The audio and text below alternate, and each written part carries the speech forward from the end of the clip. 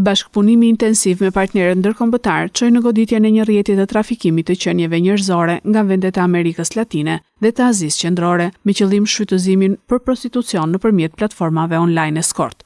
Operacioni policor ndërkombëtar rrjeti u zhvillua nga seksioni për hetimin e trafiqeve të palishme në DVP Tiranë, në drejtimin e prokurorisë në bashkëpunim të ngushtë me prokurorinë dhe policinë kombëtare të Kolumbisë, policinë kroate, Europol dhe Eurojust.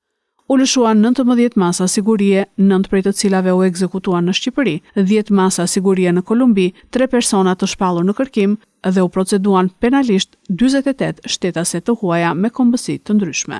Arrestohet në Kolumbi organizatori i grupit një shtetas kolumbian. Po ashtu zbulohet një hotel në rrugën Reshit Çollaku, ku akomodoheshin dhe shfrytëzoheshin për prostitucion disa nga shtetaset e huaja. Sekuestrohen shuma parash, 7 celular dhe prova të tjera të vlefshme për hetimin. Hetimet zbuluan se shtetasi LB 25 vjeç i arrestuar në Kolumbi gjatë ditës së operacionit kishte rolin kryesor në rekrutimin e vajzave nga vendet e Amerikës Latine dhe organizimin e udhëtimit dhe akomodimit të tyre në Shqipëri, ku më pas detyroheshin të ushtronin prostitucion. Në rast se ndonjë nga shtetaset refuzonte të vazhdonte këtë veprimtari, mbajtja e vajzave bëhej me anë të forcës dhe kanosjes ndaj tyre familjarëve në Kolumbi, duke përfshirë edhe persona të afërt.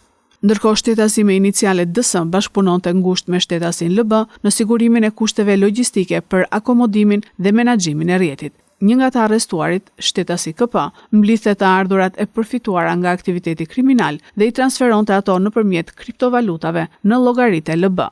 Një nga të arrestuarit, shtetasi IG, kishte përshtatur një hotel në rrugën Reshit Çollaku në Tiranë, duke shndërruar në vend për ushtrim prostitucioni nga vajzat e trafikuara. Ndërkohë që shtetasi DB siguroi për shpërndarjen e lëndëve narkotike për disa nga vajzat dhe lehtësonte kontaktet me klientët.